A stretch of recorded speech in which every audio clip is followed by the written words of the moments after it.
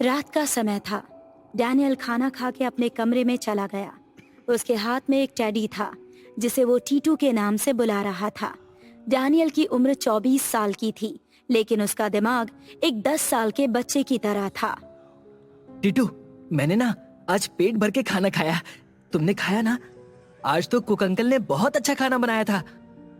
तभी डैनियल के पापा मैथ्यू वहाँ आ जाते हैं। वो डैनियल को कुछ गोलियां देते हैं जिससे उसकी दिमागी हालत में सुधार आ जाए।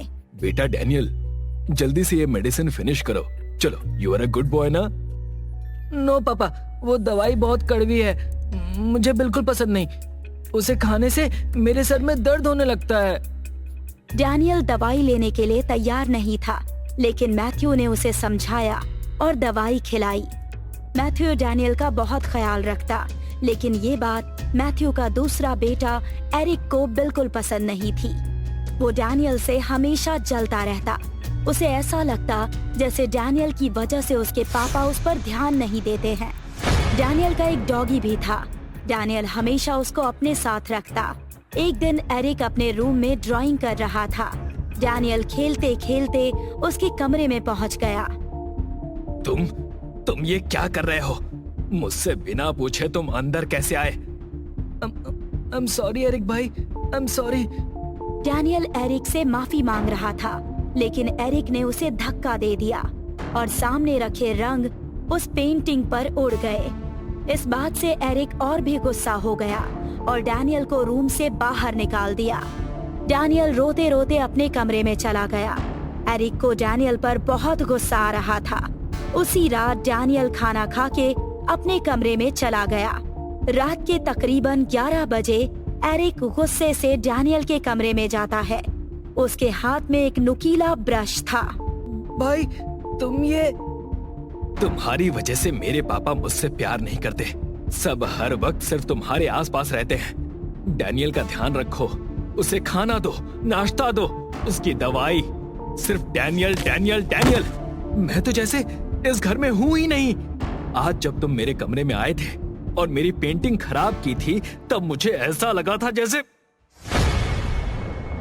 अगली सुबह जब एक नौकर डैनियल के कमरे में गया तो नौकर जोर से चिल्लाया। नौकर की आवाज सुनकर मैथ्यू और माइकल दोनों डैनियल के कमरे की ओर दौड़े। सामने का नजारा देखकर दोनों दंग रह गए। एरिक के हाथों में वही ब्रश था। उसके हाथ और ब्रश पर खून लगा था। डैनियल एक कोने में डर कर बैठा हुआ था और जमीन पर डैनियल की डॉगी की लाश पड़ी थी। उसके गर्दन पर उसी ब्रश से वार किया गया था। ये सब क्या है एरिक? तुमने डैनियल के डॉगी को क्यों मारा? बोलो। समझ नहीं आता, दिमागी हालत में बीमार कौन है, डैनियल या एरिक? मैथ्यू, एरिक को हमारे साथ रखना खतरे से खाली नहीं होगा। इसे जल्द से जल्द हॉस्टल भेज दो, यहाँ से दूर, वरना ये हमारी इतने सालों की मेहनत पर पानी फेर देगा। मैथ्यू ने हॉस्टल कॉल करके अगले ही दिन एरिक की हॉस्टल जाने की तैयारी की। अगले दिन मैथ्यू डैनियल को लेकर डॉक्टर लियाम के पास गया। मिस्टर मैथ्यू, डैनियल की दिमागी हालत में अभी भी कोई सुधार नहीं है। जैसे वो 10 साल से वैसा ही है। आप टेंशन मत लीजिए। डॉक्टर, डैनियल की दिमागी हालत ठीक ना हो ये आपकी जिम्मेदारी है। इसीलिए तो मैं आपको लाखों रुपए हर महीने देता हूँ। हाँ, लेकिन मेडिसिन का लगातार बढ़ रहा डोज डैनियल के दिमाग पर बहुत गहरा असर कर सकता है। ऐसा कहकर डॉक्टर लियाम वॉशरूम के लिए निकल गए। वॉशरूम से बाहर आते वक्त एक चिपचिपी चीज से डॉक्टर का पैर फिसल गया और वो जोर से जमीन पर गिर गए। जमीन पर एक कांच का टुकड़ा पड़ा था। वो डॉक्टर के सिर में घुस गया। डैनियल बेटा, कहाँ हो तुम? मैं यहाँ हूँ पापा। डैनियल ने एक कमरे से आवाज दी। डैनियल उस केबिन में डॉक्टर थेटिस्कोप, मास्क, इंजेक्शन, कैंची, इन्हीं सब चीजों के साथ खेल रहा था। मैथ्यू उसे अपने साथ लेकर घर गया। अगले दिन डॉक्टर की एक एक्सीडेंट में मौत होने की खबर छपी। इंस्पेक्टर राठौड़ और कामिनी हॉस्पिटल पहुंचे इन्वेस्टिगेशन के लिए। सर, देखने में तो ऐसा लग रहा है कि जमीन पर गिरने की वजह से ये मौत हुई है। आसपास कुछ ऐसा नजर नहीं आ रहा है जिससे किसी पर शक हो। दिखने में तो ये एक एक्सीडेंट लग रहा है, लेकिन ये चिकनी सी चीज यहाँ आई कैसे, जबकि बाकी का सारा वॉशरूम फ्लोर क्लीन है। कुछ तो है कामिनी, बॉडी को पोस्टमार्टम के लिए भेज दो और इस हॉस्पिटल के सीसीटीवी फुटेज मुझे चाहिए। Okay sir. मैथ्यू को टेंशन होने लगी कि अब डैनियल का इलाज कहाँ होगा और कौन करेगा। म्याथेव, डैनियल हमारे लिए कितना जरूरी है ये तुम जानते ही हो। जल्द से जल्द उसका कोई इंतजाम करो। डैनियल माइकल से बहुत डरता था, क्योंकि माइकल सबके साथ बहुत स्ट्रिक्टली पेश आता था। डैनियल को समझने वाला, उससे प्यार से बात करने वाला और कोई नहीं था। मैथ्यू अगले दिन कुछ काम से शहर के बाहर गया था। घर के सारे नौकर भी अपना अपना काम खत्म करके चले गए थे। डैनियल भी अपने टेडी के साथ सो रहा था। थोड़ी देर में किचन से एक कांच के ग्लास की टूटने की आवाज आई। उस आवाज से माइकल की नींद टूट गई। माइकल अपने कमरे से बाहर आया। माइकल ने अपने मोबाइल की टॉर्च जलाई। कौन है वहाँ? माइकल किचन से बाहर आया और उसने सामने जो देखा, तुम यहाँ क्या कर रहे हो? तुम तो आधी रात को मैथ्यू घर पहुंचा। अंदर जाते ही उसने जो देखा, मानो वो वहीं सुन्न हो गया हो। सामने डैनियल सोफे पर बैठा था। उसके पैरों के पास माइकल की लाश पड़ी थी और डैनियल हाथ में रखे चाकू से खेल रहा था। डैनियल एक साइको की तरह बात कर रहा था। हेलो पापा, आप आ गए? ये आपके लिए सरप्राइज है पापा। देखिए, माइकल अंकल हमेशा आपको डांटते थे ना, आज मैंने उनकी आवाज हमेशा के लिए बंद कर दी और अब आपकी बारी है पापा। मैथ्यू चिल्लाकर कहता है। डैनियल, तुम पागल हो गए हो क्या? ये सब क्या कर रहे हो? डैनियल ने गुस्से से मैथ्यू की तरफ देखा और बाजू में रखे फ्लावर पॉट मैथ्यू के सर पर मारा। मैथ्यू बेहोश होकर नीचे गिर गया। डैनियल ने चाकू से मैथ्यू पर वार किया। मैथ्यू को जब होश आता है तो वो हॉस्पिटल में होता है और सामने इंस्पेक्टर राठौड़ और कामिनी थे। हेलो मिस्टर मैथ्यू, अब कैसा लग रहा है? मैं यहाँ कैसे? और डैनियल कहाँ है? उसने मुझे मारना चाहा, वो पागल हो गया है। हाँ, आपके सारे सवालों के जवाब आपको और हमें जल्द ही मिल जाएंगे। इंस्पेक्टर राठौड़ और कामिनी मैथ्यू को पुलिस स्टेशन लेकर गए। वहाँ डैनियल को एक कुर्सी से बांधा गया था। हवलदार लालू पटेल उसके साथ खड़े थे। इंस्पेक्टर राठौड़ डैनियल के पास गए। बताओ, क्यों मारना चाहते थे अपने पापा को? मैं जानता हूँ डॉक्टर लियम को भी तुमने ही मारा है।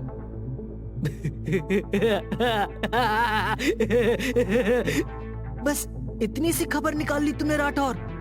मुझे तो लगा था कि तुम बहुत चालाक हो, लेकिन नहीं।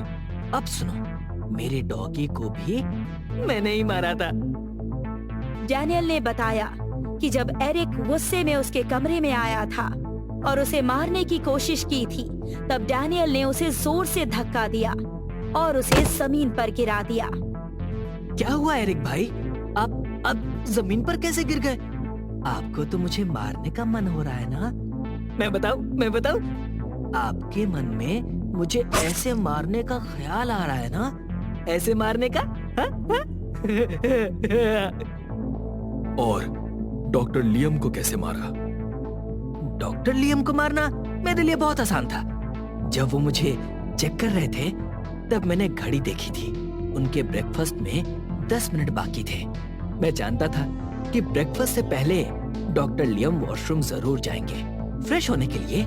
इसीलिए जब वो मेरे प्यारे पापा से बात कर रहे थे, तब मैं वहाँ से निकलकर पहले वॉशरूम गया और वहाँ फ्लोर क्लीन करने के लिए जो चिपचिपा लिक्विड था, वो मैंने जमीन पर डाल दिया। डॉक्टर लियम जैसे ही वॉशरूम में गए, उनका पैर फिसला और वो गिरकर मर गए। अपने बड़े पापा को भी मैंने ही मारा था। लेकिन तुम ये सब कर क्यों रहे हो? क्योंकि सब मुझे अपने हिसाब से चलाते हैं, जो कि मुझे बिल्कुल पसंद नहीं था। मेरे पापा और बड़े पापा ने मुझे सिर्फ इसलिए जिंदा रखा क्योंकि सारी प्रॉपर्टी मेरे नाम है। मुझे पागल बनाने की कोशिश की ताकि सारे डिसीजन लेने की अथॉरिटी उन्हें मिल जाए, और मुझे पागल करने में डॉक्टर लियम ने इनका साथ दिया। इसीलिए मैंने सबको मार डाला। डैनियल की बात सुन राठौर ने डैनियल के पिता को गिरफ्तार कर लिया और साथ ही डैनियल को एक साइकियाट्रिक के हवाले कर दिया। वाह सर, आपने तो कमाल कर दिया। लेकिन सर, आपको इस पर शक कैसे हुआ? राठौर ने बताया कि जब उसने हॉस्पिटल के सीसीटीवी फुटेज को चेक किया, तब डैनियल से पहले एक कर्मचारी वॉशरूम को साफ करके बाहर निकला था और उसके बाद डैनियल वहां गया। अंदर जाते वक्त तो वो एक बच्चे की तरह लगा, लेकिन बाहर आते वक्त उसके ताव बदल चुके थे।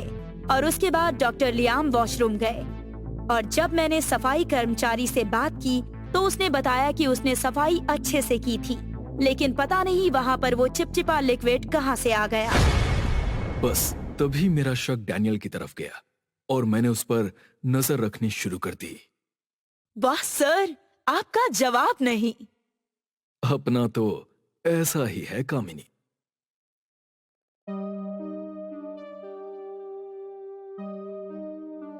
पुलिस स्टेशन में राठौर सुमन की फोटो देख रहा होता है, जिसे देख कामिनी जी कहती है, न जाने ये लड़की कहाँ गायब हो गई है। चिंता मत कीजिए कामिनी जी, अब केस हमारे हाथों में है तो जल्दी ही हम इसे ढूंढ निकालेंगे। इतने में ही पुलिस स्टेशन में भागते हुए प्रिया आती है और कहती है, सर, मेरी दोस्त को बचा लीजिए। पहले आप बैठ जाइए, फिर आराम से बताइए। मेरी एक दोस्त है जो मेरी रूममेट भी है। उसने अभी सुसाइड करने की कोशिश की। फिलहाल मैंने उसको ये करते देखा तो रोक दिया। अब आप लोग ही उसको बचा सकते हैं। लेकिन अचानक क्यों? लाइफ में कुछ तो हुआ होगा जो वो सुसाइड जैसा कदम उठा रही है। क्या हुआ था, बताओ सच सच। मुझे भी कुछ नहीं पता, बस कल जब से इंटरव्यू देकर वापस आई है तब से अजीब बातें करती है और तब से ही परेशान थी। लेकिन मुझे ये नहीं पता था कि वो इतनी परेशान है कि सुसाइड जैसा सोच रही है। अब आप ही कोई हल निकालिए। कोई बात नहीं, चलो चलकर देखते हैं आखिर मामला है क्या। राठौर और कामिनी प्रिया के साथ उसके घर जाते हैं। तब राठौर नेहा से सवाल करता है, लेकिन नेहा राठौर को कोई जवाब नहीं देती है। हेलो नेहा, मैं इंस्पेक्टर राठौर हूं। आखिर ऐसे क्या वजह है जो तुम ऐसा कदम उठा रही हो? आखिर हुआ क्या है ये तो बताओ। इसके बाद राठौर प्रिया से पूछताछ करता है।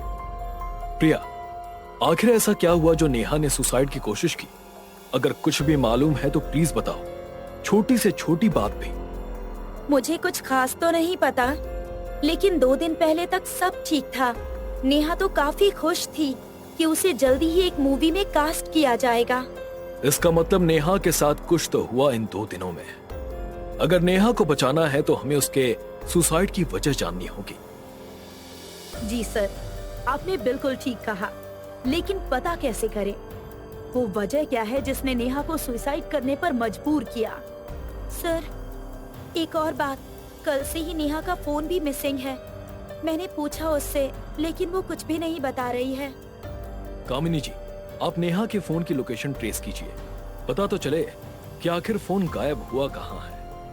कामिनी राठौर के इंस्ट्रक्शंस फॉलो करने लगती है। तभी राठौर नेहा से कहता है, नेहा डरो मत, क्या हुआ है वो बताओ। ऐसे परेशान होकर बिना किसी से बात किए सीधे सुसाइड करना कोई सॉल्यूशन नहीं है। मुझे आप लोगों की कोई मदद नहीं चाहिए। मैं बस जीना नहीं चाहती हूँ। मुझे मेरे हाल पे छोड़ दो। प्रिया, तुम अपनी दोस्त के साथ रहो, इसे एक पल के लिए भी अकेला मत छोड़ना। बाकी मैं जल्दी ही कुछ करता हूँ। ऐसा कहकर राठौर बाहर जाने लगता है। तभी कामिनी भी आ जाती है। सर, मैंने सेलफोन डिपार्टमेंट से पता किया है। उन्होंने नेहा के फोन की लोकेशन दे दी है। उसके फोन की लास्ट लोकेशन एक स्टूडियो में थी। ठीक है, चलो वहीं से अब कुछ मालूम होगा। ऐसा कहकर राठौर कामिनी के साथ उस लोकेशन पे जाता है। वो एक फिल्म का स्टूडियो था जहां अभी शूटिंग चल रही थी। राठौर वहां जाकर उनके डायरेक्टर प्रमोद से मिलता है और उन्हें नेहा की फोटो दिखाकर कहता है, हेलो डायरेक्टर जी, क्या आपने इस लड़की को हाल फिलहाल यहाँ पर देखा है? नहीं सर, मैंने तो इसे आज पहली बार देखा है। कौन है ये? कुछ हुआ है क्या? नहीं, कुछ नहीं हुआ। वैसे ये स्टूडियो आपका है? हाँ, मेरा ही है। कल और परसों आप कहाँ थे? मैं तो सिटी से बाहर था, आज ही वापस आया हूँ और सीधा काम पे चला आया। अच्छा, तो फिर क्या स्टूडियो आपके ना होने पर बंद रहता है या फिर आपके गैर मौजूदगी में कोई और भी आता है? मेरा स्टूडियो पिछले 2 दिनों से बंद ही था। अगर स्टूडियो बंद था तो कल इस लड़की का फोन यहाँ पर कैसे आया? इस सवाल का कोई जवाब है आपके पास? ये कैसे हो सकता है? हो सकता है ये लड़की अपना फोन खुद यहाँ छोड़कर गई हो। मेरे दुश्मन बहुत हैं, आए दिन मेरा स्टूडियो बंद करवाने के लिए कोई ना कोई चाल चलते रहते हैं। ठीक है, वो तो हम पता कर ही लेंगे। आखिर कौन कौन है आपका दुश्मन? राठौर और कामिनी उस स्टूडियो से बाहर आ जाते हैं। कामिनी जी, जरा पता तो करिए कि प्रमोद कल और परसों क्या सच में सिटी से बाहर था? जरा उसके फोन की लोकेशन ट्रेस कीजिए कि कल और परसों वो कहाँ था। जी, पता करती हूँ। स्टूडियो से बाहर आते ही राठौर की नजर सामने एक चाय वाले पर पड़ती है, जिसके हाथ में सोने जैसा कुछ चमक रहा था। तो राठौर और कामिनी उस चाय वाले के पास जाते हैं और राठौर देखता है कि चाय वाले की कलाई पर ओरिजिनल राडो की वॉच थी और हाथ पर एक रोज का टैटू भी था। तभी राठौर उस चाय वाले को नेहा की फोटो दिखाकर कहता है, क्या तुमने इस लड़की को कभी यहाँ देखा है? नहीं साहब, मैंने इसे कभी नहीं देखा। वैसे भी अगर यहाँ आए भी होगी तो मेरा ध्यान नहीं गया होगा, क्योंकि मैं अपने काम में लगा रहता हूँ। हाँ, वो तो दिख रहा है कि कितना काम है तुम्हारे पास। कामिनी धीरे से राठौर से कहती है, सर, इसके हाथ में आपने सोने की वॉच देखी? इतनी छोटी सी दुकान से करोड़ों की घड़ी ली है। दाल में कुछ तो काला है। कामिनी जी, पूरी दाल ही काली है। तभी राठौर की नजर एक शॉप पर जाती है, जिसके बाहर कैमरा लगा हुआ है, जिसमें स्टूडियो में आने और जाने वाला भी दिख रहा है। तब राठौर और कामिनी जाकर उस कैमरे का फुटेज देखने लगते हैं। कैमरे की फुटेज में कल के टाइम स्टूडियो में 3 आदमी गए और एक नेहा गई, लेकिन वापस आने के टाइम 2 औरतें बुरखे में आई, जिसमें एक व्हीलचेयर पर थी तो दूसरी व्हीलचेयर चला रही थी, और 2 आदमी अलग अलग बाहर आए। कामिनी जी, आपने कुछ देखा? हाँ, यही कि नेहा तो बाहर आई ही नहीं। सिर्फ 2 बुरखे वाली औरतें बाहर आई और 2 आदमी आए, यानी नेहा अभी भी स्टूडियो के अंदर ही कहीं है। कामिनी जी, जो लड़की व्हील चेयर पर है वो नेहा है। उसके बुरके के नीचे कपड़े और जूते देखो, ये वही कपड़े और जूते हैं जो अंदर जाते वक्त नेहा ने पहने हुए थे। और नेहा को ले जाने वाली कोई औरत नहीं है, बल्कि वो एक आदमी है। उसके हाथ और पैर देखिए। हाँ सर, आपने बिल्कुल ठीक कहा। और इसके हाथ पे तो रोज का टैटू है और इसने भी सोने की वॉच पहनी हुई है। जी कामिनी जी, कुछ समझिए आप? सर, आप तो कमाल है। अब चाय वाले को पकड़कर उससे सब उगलवा लेते हैं कि आखिर क्या हुआ था नेहा के साथ ऐसा। नहीं, ये इतना आसान नहीं है। ध्यान से देखिए, इस आदमी के राइट हैंड पर टैटू है, जबकि बाहर जो चाय वाला है उसके लेफ्ट हैंड पर टैटू है। लेकिन कहीं ना कहीं ये चाय वाला इन सब में शामिल तो है। फिर अब? प्रमोद के फोन की रिपोर्ट आ गई क्या? हाँ जी सर, प्रमोद का फोन कल और परसों इसी सिटी में ही था, यानी ये प्रमोद भी शामिल है और झूठ बोल रहा है। चलकर उसको ही पकड़ लेते हैं। नहीं, पहले हमें सारे सबूत इकट्ठे करने होंगे। इतने में राठौर के पास प्रिया का फोन आता है कि नेहा ने फिर से सुसाइड करने की कोशिश की है। कामिनी और राठौर दोनों ही प्रिया के घर जाते हैं। सर, आप कुछ करिए, वरना ये नेहा अपनी जान ले ही लेगी। जब उसने सुसाइड करने की कोशिश की तो तुम कहाँ थी? मैं थोड़ी देर के लिए घर का सामान लाने मार्केट गई थी और आई तो देखा कि गेट खुला हुआ था और नेहा पंखे से लटकी हुई थी। वो तो मैंने तुरंत ही आसपास के लोगों को आवाज देकर बुलाया और उसकी जान बच गई। नेहा है कहाँ पर?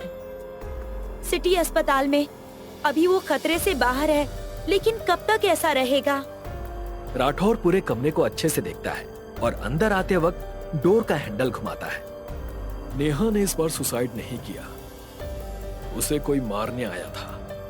ऐसा कैसे हो सकता है? सर, आप ये कैसे कह सकते हैं? कामिनी जी, डोर का हैंडल टूटा हुआ है। अगर नेहा को सुसाइड करना होता तो वो डोर का हैंडल क्यों तोड़ती? और जिस फैन में फांसी लगाने के लिए फंदा डाला गया वो काफी ऊंचा है और आसपास ऐसा कुछ नहीं है जिसकी हेल्प से नेहा ने ये किया हो। यहाँ कोई तो ऐसा आया था जो नेहा से लंबा है और उसने नेहा को मारकर सुसाइड दिखाने के लिए ये सब किया। यानी हम बिल्कुल सही डायरेक्शन में जा रहे हैं। कुछ तो बहुत बड़ा क्राइम है जिस वजह से ये क्रिमिनल नेहा की जान लेने तक आ गया। सर, मेरी दोस्त को बचा लीजिए। तुम चिंता मत करो, राठौर सर के होते नेहा को कुछ नहीं होगा। इसके बाद राठौर, कामिनी और प्रिया अस्पताल जाते हैं और नेहा से मिलते हैं। नेहा, देखो आज वो लोग तुम्हें मारने आए हैं। अगर तुम हमारी मदद करोगी उन्हें पकड़ने में तो हम उनको पकड़ पाएंगे, लेकिन तुम्हें सच बताना होगा। आखिर कैसे पकड़ेगा राठौर मुजरिमों को और आखिर कौन से क्राइम का शिकार हुई है नेहा? आगे की कहानी जानने के लिए बने रहिए हमारे चैनल पर। पिछले एपिसोड में आपने देखा कि कैसे क्रिमिनल ने नेहा को मारने की कोशिश की थी। अब आगे। उन लोगों ने मुझे मारने की धमकी दी है अगर मैंने उनके खिलाफ कुछ भी कहा तो। तुम सच बताओ, तुम्हें कुछ नहीं होगा। तुम बस ये बताओ कि 2 दिन पहले आखिर हुआ क्या था? 2 दिन पहले मैं एबीसी एक्टर हायर ऑफिस में गई थी अपनी प्रोफाइल देने के लिए, ताकि वो मुझे हेल्प करे मूवी में रोल दिलवाने के लिए। लेकिन उन्होंने मेरी प्रोफाइल देखकर मुझे मना कर दिया। उसके बाद मैं बस का इंतजार करने लगी। तभी वहाँ एक आदमी आया जिसने टोपी पहनी थी और उसके लंबे बाल और दाढ़ी थी। उसने मुझे कहा कि एक मूवी के लिए कास्ट हायर हो रही है और उसने मुझे एक पेपर दिया जिसमें एड्रेस था। मैं अगले ही दिन रेडी होकर उस स्टूडियो में गई और मैंने वहाँ बस चाय पी और उसके बाद अचानक ही मुझे नींद आ गई। और जब मेरी आँख खुली तो मैंने खुद को किसी की कार में पाया और उस आदमी ने मास्क लगाया हुआ था। उसने मुझसे कहा कि हीरोइन बनना है तो तुम्हें उनके हर क्लाइंट को खुश करना होगा और जब जब भी वो मुझे बुलाएंगे मुझे जाना होगा, वरना वो मेरी अश्लील तस्वीरें और वीडियो मेरे परिवार वालों को भेज देंगे। मैं क्या करती? मुझे यही सही लगा कि मुझे मर जाना चाहिए। नहीं, तुम थोड़ी हिम्मत रखो, हम उन लोगों को सजा जरूर दिलवाएंगे। तो ये कास्टिंग काउच का मामला है। न जाने कितनी ही लड़कियां इसका शिकार बनती हैं। नेहा, ये बताओ, तुम्हें उस कार या इंसान के बारे में कुछ भी याद है? कोई भी छोटी से छोटी बात? हाँ, बस इतना ही कि उस कार के पीछे एक रोज का टैटू जैसा कुछ बना हुआ है और जो आदमी मुझे धमकी दे रहा था उस आदमी की उंगली पर भी रोज का टैटू बना हुआ था। हो ना हो ये सभी लोग किसी ग्रुप का हिस्सा हैं जो इस तरह के क्राइम को अंजाम देते हैं। नेहा, तुम हमें उस ऑफिस का एड्रेस दो जिन्होंने तुम्हें रिजेक्ट किया था। नेहा एड्रेस दे देती है। उसके बाद राठौर और कामिनी दोनों उस ऑफिस की तरफ निकल जाते हैं और वहां पहुंचकर राठौर की नजर सामने लगी एक बड़ी सी दीवार पर जाती है जहां राठौर को सुमन की फोटो भी लगी हुई दिखाई देती है। ये तो सुमन की फोटो है ना? हो ना हो सुमन का भी नाता इस केस से जुड़ा हुआ है। तभी वहां ऑफिस का मालिक आ जाता है। एक दिन आप दोनों की फोटो भी यहाँ लगी होगी। ये मेरे बेस्ट एक्टर हैं जिन्होंने हमें ज्वाइन किया और आज तरक्की कर रहे हैं। तो बताइए, आप दोनों को भी हीरो हीरोइन बनना है क्या? तो हम बना देंगे। तब कामिनी नेहा की फोटो दिखाकर कहती है, नहीं, जो पूछा जाए बस उसका जवाब दो। क्या इस लड़की को तुम जानते हो? देखा है यहाँ इसे? हाँ, मेरे ऑफिस आई थी। मैंने मना कर दिया कि तुम्हारा कुछ नहीं हो पाएगा यहाँ। एक्टिंग छोड़कर कुछ और काम कर लो, बस इतना ही। उसके बाद वो चली गई थी। हर रोज का ही है। अब अगर बिना टैलेंट वाले लोग आ जाएंगे तो क्या हम हर किसी को उठाकर हीरो हीरोइन थोड़ी ना बना देंगे। टैलेंट भी तो कोई चीज होती है ना। राठौर देखता है कि कुणाल के हाथ में भी रोज का टैटू बना हुआ है। सर ये कुणाल भी उसी ग्रुप का हिस्सा है, इसके हाथ पे भी वही टैटू है। जी कामिनी जी, ये कोई बहुत बड़ा जाल है, इसकी तह तक जाना होगा। राठौर बाहर आ जाता है और राठौर देखता है कि सामने चाय वाला उसे ही देख रहा होता है। राठौर चाय वाले के पास जाता है और नेहा के बारे में पूछता है, लेकिन वो साफ मना कर देता है। और तभी राठौर देखता है कि चाय वाला लगातार एक आदमी को इशारा कर रहा होता है। जब राठौर उस आदमी को देखता है, सर ये आदमी बिल्कुल वैसा ही दिख रहा है जैसा नेहा ने बताया था, टोपी और लंबे बाल दाढ़ी वाला। तभी वो आदमी वहां से भागने लगता है। दोनों उस आदमी का पीछा करते हैं। वो भागते हुए गलियों में चला जाता है और अचानक ही किसी के घर में घुस जाता है। सर कहाँ गायब हो गया, न जाने किस घर में घुसा है। राठौर तीनों घरों को ठीक से देखता है और समझ जाता है कि वो आदमी किस घर में छिपा हुआ है। और तीसरे वाले घर का ताला तोड़कर राठौर उस आदमी को पकड़ लेता है। सर आपको कैसे पता था ये आदमी इस घर में आया था? कामिनी जी, पहले घर में गेट पर ताला लगा हुआ था और सभी खिड़कियां बंद थी, तो इतनी जल्दी वो इस घर में तो नहीं जाता। वहीं दूसरे घर के बाहर लोगों के जूते और चप्पल थे, यानी उस घर में लोग थे, इसलिए उस घर में भी नहीं गया। लेकिन इस घर के गेट पे तो ताला लगा हुआ था, तो ये अंदर कैसे आया? कामिनी जी, ये खिड़की से अंदर आया। खिड़की खुली ही थी और अंदर आने के बाद इसने जल्दी से उसे बंद भी कर दिया। सर आप तो सच में कमाल हैं।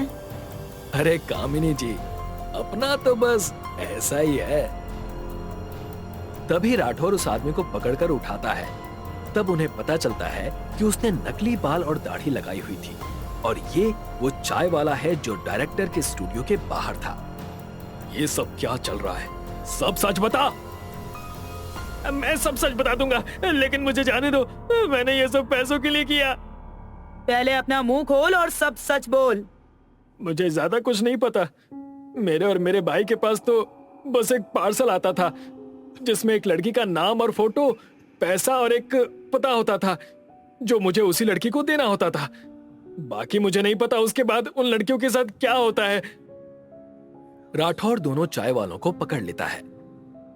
कामिनी, अब क्या करना है आपको मालूम है ना? जी अभी करती हूँ। कामिनी, प्रमोद और कुणाल नेहा और प्रिया को कॉल करके बुलाते हैं। क्या हुआ सर, आपने हमें यहाँ क्यों बुलाया है? हमारा यहाँ क्या काम है? बताते हैं, रुके तो। आप लोगों को पता है कास्टिंग काउच के बारे में? मैडम अब ऐसा कहाँ होता है, और वैसे भी हम लोग तो शरीफ लोग हैं, हमें इन सब से क्या मतलब। अच्छा, तो अगर आपको नहीं मालूम है तो मैं बता दूं कि नेहा जो एक स्ट्रगलिंग एक्टर है, उसे भी कास्टिंग काउच के जाल में फंसाया गया है और इन सब में आप दोनों के ऑफिस के बाहर चाय वाले शामिल हैं। क्या सच में? आप उन्हें कड़ी से कड़ी सजा दीजिए। हाँ, सजा तो मिलेगी, लेकिन वो असली क्रिमिनल नहीं है, वो तो बस एक मोहरा थे। असली क्रिमिनल तो आप हैं। आप ये क्या कह रहे हैं? क्या सबूत है आपके पास? राठौर कुणाल का हाथ पकड़कर उसके हाथ पर लगी पट्टी को हटा देता है। अरे आप ये क्या कर रहे हैं? दर्द हो रहा है मुझे, चोट लगी है मुझे। लेकिन जैसे ही पट्टी हटती है वहां कोई चोट नहीं थी। तब राठौर चाय वालों को बुलाता है और उनका टैटू वाला हाथ दिखाता है। जी साहब, यही है वो आदमी जो हमें लेटर देने आया करता था। हमेशा खुद को कवर करके आता था, बस इसका यही हाथ दिखाई देता था। यही है वो। मैंने कुछ नहीं किया, मुझे जाने दो यहाँ से। तुम सब मिलकर मुझे फंसा रहे हो। तभी और पुलिस वाले आकर कुणाल को पकड़कर ले जाते हैं। ठीक है साहब, आपका मुजरिम मिल गया, अब मैं चलता हूँ। अरे आप कहाँ जा रहे हैं? नेहा, जाओ जरा प्रमोद जी की कार तो देख कर आओ।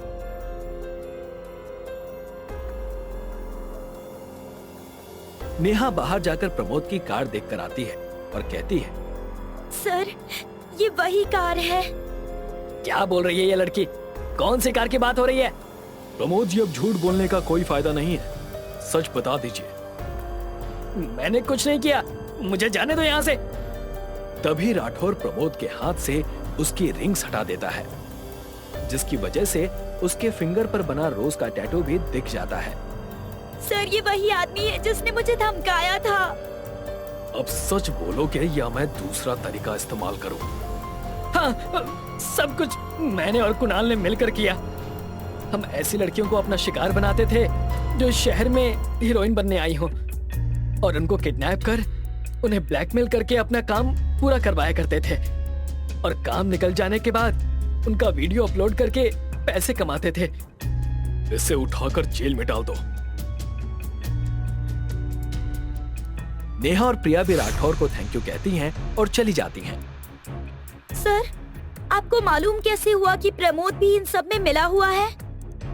जब हम उसके स्टूडियो गए थे तो मैंने उसकी कार देखी थी और उसके हाथ में वो बड़ी बड़ी रिंग्स भी देखी थी जो उसने जानबूझकर कुछ छुपाने के लिए पहनी हुई थी, और उसके कॉल रिकॉर्ड के हिसाब से शक तो था ही प्रमोद पर, इसलिए सारे प्रूफ्स मिलते ही वो पकड़ा गया। सर, आप तो कमाल हैं। अरे कामिनी जी, अपना तो बस ऐसा ही है। होटल डायमंड में शानदार सजा हुआ एक मैरिज हॉल, चारों तरफ जगमगाती हुई रोशनी। रंजीत के कुछ दोस्त, तेरी तो अब निकल पड़ी, अब शादी के बाद सारी आजादी खत्म। क्या तू रंजीत को नहीं जानता क्या? वो कभी किसी के हाथ नहीं आने वाला। इससे जरा पूछ कि पिछली रात ये कहाँ था। हाँ, ये तो सही बात है, ये कभी किसी एक लड़की का होकर नहीं रह सकता। अब चुप भी हो जाओ तुम दोनों। वैसे भी ये शादी मैं अपनी मर्जी से नहीं कर रहा हूँ। डैड के बिजनेस के लिए मुझे निशा से शादी करनी पड़ रही है ताकि उसके डैड का पैसा हमें मिल सके। रंजीत, तुम अब तक यहाँ क्या कर रहे हो? जाओ अपने कमरे में जाकर आराम करो। उसी समय दूसरी तरफ से एक लड़की चिल्लाती हुई बाहर आई। बचाओ, बचाओ मुझे, वो मुझे भी मार डालेगा, बचाओ। ऐसा कहकर वो चिल्लाती हुई मैरिज हॉल से भागती हुई बाहर आई। उसके पीछे उसका पति रोहन भी भागने लगा। रुको काव्या, रुको, घबराओ मत, मेरी बात सुनो। रोहन काव्या का पीछा कर रहा था, लेकिन काव्या घबराहट में इतनी तेज दौड़ रही थी कि कुछ देर बाद वो रोहन की नजरों से ओझल हो गई। काव्या अकेली रोड पर भाग रही थी कि तभी वो एक गाड़ी से टकरा जाती है। उसने खड़े होकर देखा तो गाड़ी में इंस्पेक्टर राठौर और कामिनी थे। काव्या को देखकर कामिनी गाड़ी से उतरी और काव्या के पास गई। कौन हो तुम और इतनी घबराई हुई क्यों हो? क्या हुआ? मुझे बचा लीजिए, मुझे बचा लीजिए सर, वो मुझे भी मार डालेगा, मुझे बचा लीजिए। काव्या को इतना घबराया हुआ देखकर कामिनी ने उसे गाड़ी में बिठाया और पुलिस स्टेशन ले गई। कामिनी ने उसे चेयर पर बिठाया और पीने के लिए पानी दिया। बताइए क्या बात है? कौन मारना चाहता है आपको? सर, मैंने एक लड़की का खून होते हुए देखा और अब वो मुझे भी मार डालेगा। बचा लीजिए मुझे प्लीज, मुझे बचा लीजिए प्लीज सर, वो मार डालेगा मुझे भी। किस लड़की का खून होते हुए देखा तुमने, और किसने किया, और कहां पर? काव्या ने बताया कि वो उसके पति रोहन के फ्रेंड रंजीत के एंगेजमेंट में गई थी। एंगेजमेंट खत्म होने के बाद सब डांस कर रहे थे कि तभी काव्या को सर में बहुत तेज दर्द होने लगा और सब धुंधला धुंधला दिखाई देने लगा। उसने रोहन को बताया कि वो कमरे में जाकर आराम करना चाहती है। ठीक है, तुम हमारे कमरे में जाओ और दवाई खाकर सो जाओ, और अगर दर्द ज्यादा रहा तो मुझे कॉल करना, ठीक है? ठीक है। काव्या ऊपर अपने कमरे में जाने लगी, लेकिन उसके सर का दर्द और बढ़ने लगा। काव्या ने बताया कि उसे चक्कर आने लगे थे और उसी दौरान वो रूम नंबर 201 की बजाय रूम नंबर 202 में चली गई और बेड पर सोते ही उसके नजरों के सामने अंधेरा छा गया और कुछ ही समय के बाद उसकी आंखें झट से खुल गई। उसका शरीर पत्थर की तरह स्थिर हो गया था। उसके मुंह से आवाज नहीं निकल रही थी और बेडरूम का दरवाजा खुला हुआ था। इसलिए बाहर हॉल में क्या हो रहा है उसे धुंधला धुंधला दिखाई दे रहा था। लेकिन जिस लड़की का खून हो रहा था उसका चेहरा उसे दिखाई दिया था। काव्या ने खुद को संभालने की और बेड से उठने की बहुत कोशिश की, लेकिन वो उठ नहीं पाई और दिमाग पर ज्यादा जोर देने की वजह से वो वहीं बेडरूम में बेहोश हो गई। और जब उसे होश आया तब हॉल में सब कुछ ठीक था। ना वहां कोई लाश थी, ना कोई खून, लेकिन वो बहुत डर गई थी, इसलिए वो वहां से भाग गई। मैं सच कह रही हूँ सर, मैंने देखा है खून होते हुए। काव्या जी, अगर खून हुआ था तो लाश और ब्लड कहाँ गया? तभी वहां काव्या का पति रोहन आ जाता है। लाश और खून तो तब मिलता ना सर, जब सच में खून हुआ होता। अरे ये क्या गजबे बातें बता ही रहे हो? बीवी बोले है कि खून हुआ है और ये जनाब बोले हैं कि खून नहीं हुआ है। वैसे आप हैं कौन? सर मेरा नाम रोहन है और मैं काव्या का पति हूँ सर। रोहन ने बताया कि काव्या को स्लीप पैरालिसिस की बीमारी है और इसी की वजह से उसे ऐसे दौरे आते रहते हैं। वो जो भी कहती है उसमें सच्चाई नहीं होती, उसका भ्रम होता है। हाँ सर, ये सच है कि मुझे स्लीप पैरालिसिस है। मुझे सपने आते हैं, डरावनी शक्लें, भूत दिखाई देते हैं, मगर इस बार मुझे कोई भूत नहीं बल्कि खून होते हुए दिखाई दिया है। काव्या की बात सुनने के बाद इंस्पेक्टर राठौर और कामिनी भेस बदलकर उसी होटल डायमंड में गए जहां रंजीत की सगाई होने वाली थी। काउंटर पर कामिनी और इंस्पेक्टर राठौर ने रूम नंबर 202 बुक किया। अंदर जाते ही उन्होंने देखा कि सारी चीजें जैसी की तैसी हैं। उन्होंने पूरे घर में स्प्रे किया ताकि उन्हें खून के धब्बे दिखाई दे, लेकिन कहीं पर कोई निशान नहीं था। लेकिन तभी कामिनी को हॉल के सोफे पर एक कागज चिपका हुआ मिलता है। सर ये देखिए, सोफे पर कागज चिपका हुआ है। इंस्पेक्टर राठौर ने उस पर स्प्रे छिड़का तो उस पर नीला रंग साफ दिखाई देने लगा। कामिनी, एक बात तो साफ है, खून तो हुआ है। इंस्पेक्टर राठौर और कामिनी ने काव्या को पुलिस स्टेशन में बुलाया। साथ ही होटल की 3 दिन की रिकॉर्डिंग भी मंगवाई। काव्या जी, अगर आपको उस लड़की का चेहरा दिख जाए तो क्या आप उसे पहचान लेंगी? जी हाँ सर। इंस्पेक्टर राठौर ने काव्या को सीसीटीवी फुटेज दिखाई। उसमें कई लोग आ जा रहे थे। उसमें एक लड़की अपना बैग लेकर जा रही थी। काव्या ने बताया कि ये वही लड़की है। हवलदार लालू पटेल जी, जल्द से जल्द इस लड़की की सारी इंफॉर्मेशन निकालिए। जी सर। इंस्पेक्टर राठौर ने वो सीसीटीवी फुटेज पूरा देखा और उसमें उन्हें एक बात अजीब लगी। कामिनी, अगर मेरा अंदाजा गलत नहीं है तो ये केस 50% यहीं सॉल्व हो गया है। वो कैसे सर? इंस्पेक्टर राठौर और कामिनी पुलिस के भेस में वहां पहुंचे। वहां रंजीत स्टेज पर अपने दुल्हन का वेट कर रहा था कि तभी वहां इंस्पेक्टर राठौर और कामिनी एक बैग के साथ पहुंचते हैं। कांग्रेचुलेशंस मिस्टर रंजीत, सगाई मुबारक हो। हमने सोचा सभी लोग गिफ्ट दे ही रहे हैं तो हम भी आपके लिए क्यों ना कोई अच्छा सा गिफ्ट ले लें। और हाँ, आपकी बेस्ट फ्रेंड निशा ने भी आपके लिए एक तोहफा दिया है। वो इस बैग में है, आपको खोलकर दिखाते हैं। कामिनी बैग के पास गई, तभी वहां रंजीत के पिता मिस्टर सहगल आ गए। नहीं नहीं इंस्पेक्टर साहब, ये बैग मत खोलिए प्लीज। हम बैग क्यों ना खोलें? क्या आपको डर है कि इस बैग में कहीं निशा की डेड बॉडी ना हो? ये बात सुनकर वहां खड़े सभी लोग चौंक गए। क्या ये बात सच है पापा? क्या सच क्या झूठ, ये तो पुलिस स्टेशन जाकर ही पता चलेगा।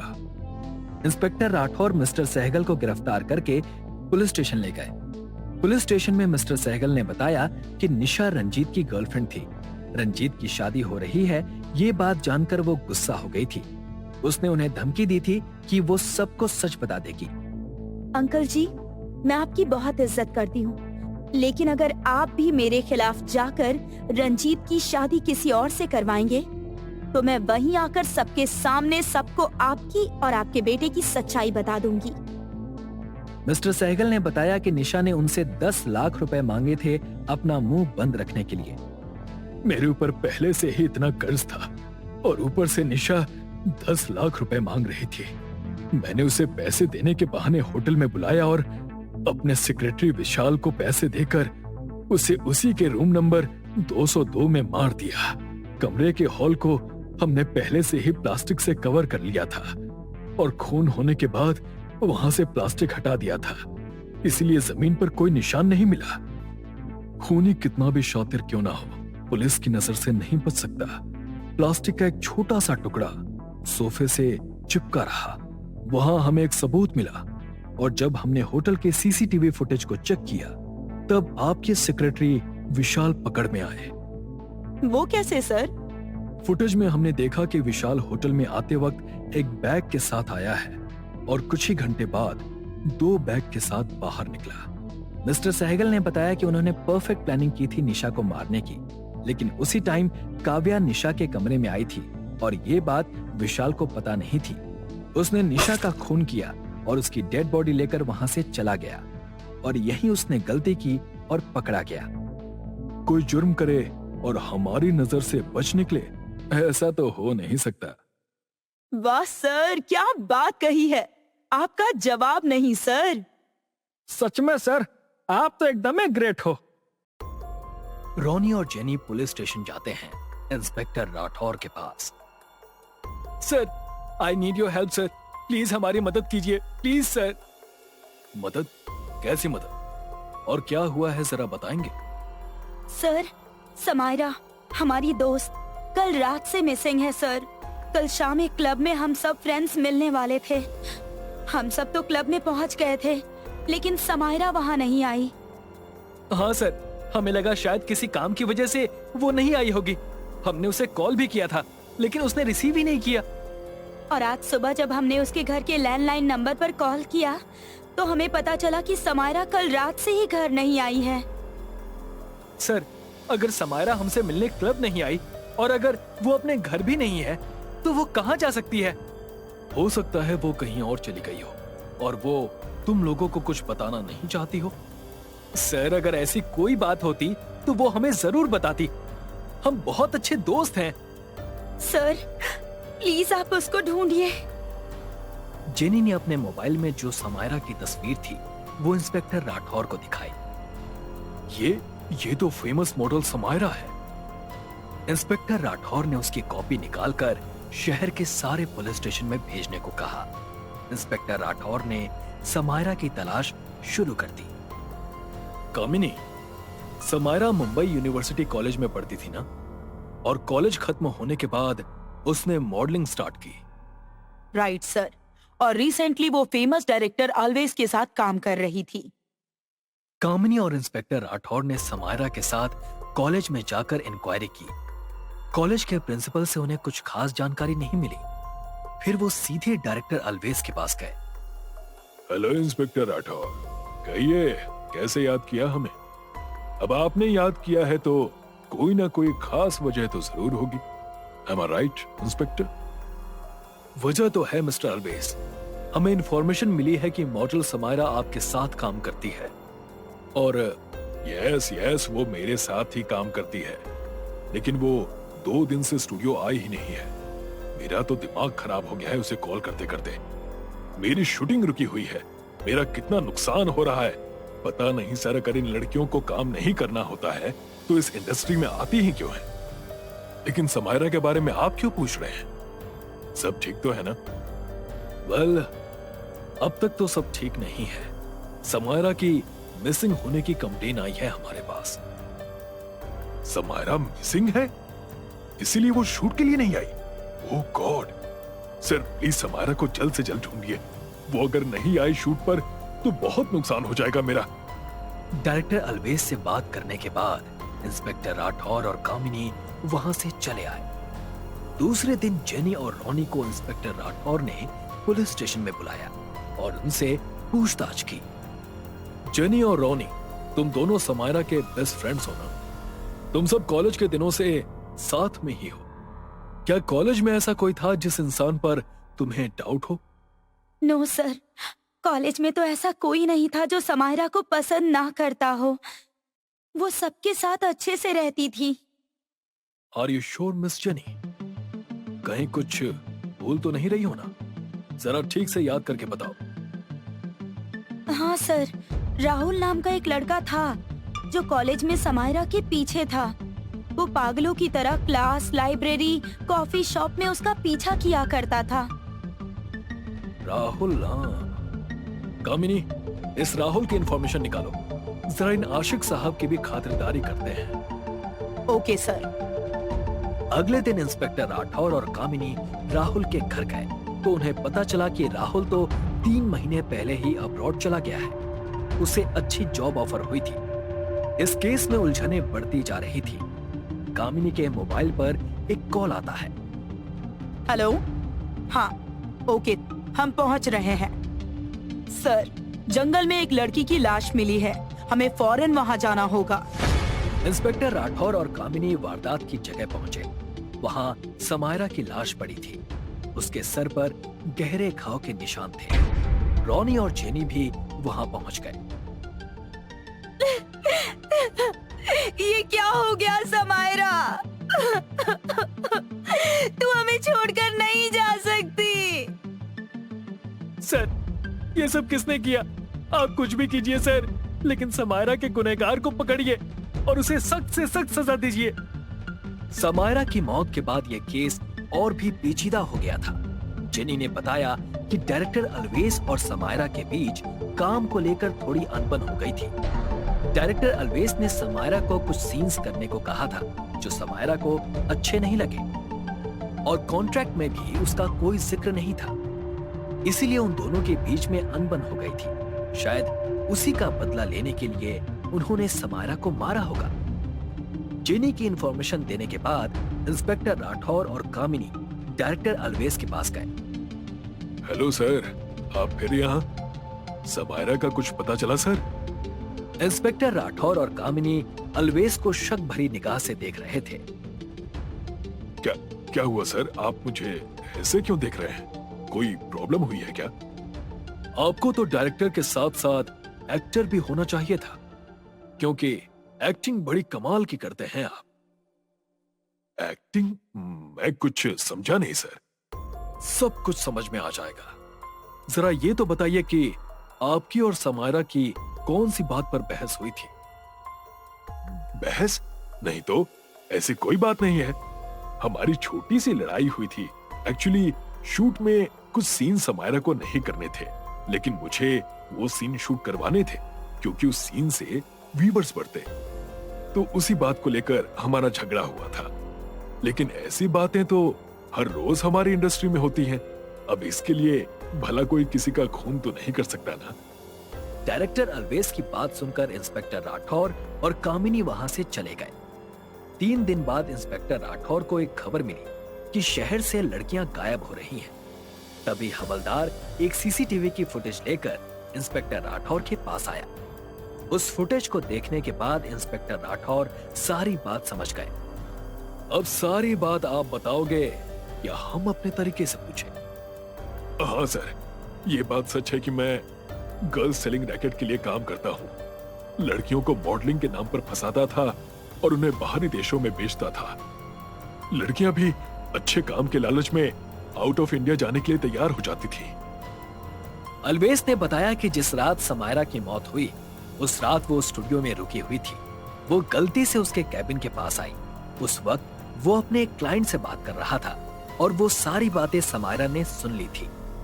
वो जान गई थी कि डायरेक्टर अलवेज गर्ल सेलिंग का रैकेट चलाता है और इसीलिए उसने ये बात पुलिस को बताने की धमकी भी दी। मैं तुम्हारे सारे काले करतूतों के बारे में जान गई हूँ। मॉडलिंग के नाम पर जो ये तुम गैर कानूनी काम करते हो ना, उसका पर्दा उठा कर ही रहूंगी मैं अभी सब कुछ रॉनी को बताऊंगी। ऐसा कहकर समायरा ने रॉनी को कॉल किया। हाँ समायरा, बोलो। समायरा ने सारी बातें रॉनी को बताई। रॉनी ने समायरा को वहीं रुकने के लिए कहा और कुछ ही पल में वहां पहुंच गया। समायरा जैसे ही रॉनी के पास दौड़ती हुई गई, रॉनी ने उसे जमीन पर धक्का दे दिया। समायरा रॉनी का ये चेहरा देखकर शॉक्ड हो गई। सॉरी समायरा, डायरेक्टर अलवेज और मैं साथ में काम करते हैं। तुम्हें वक्त से पहले सब पता चल गया, नहीं तो तुम भी आज किसी और देश में ऐश कर रही होती। You cheat, liar! मैंने तुम पर इतना भरोसा किया और तुमने मुझे धोखा दिया, लेकिन मैं तुम्हें छोड़ूंगी नहीं। मैं तुम्हें पुलिस के हवाले करके रहूंगी।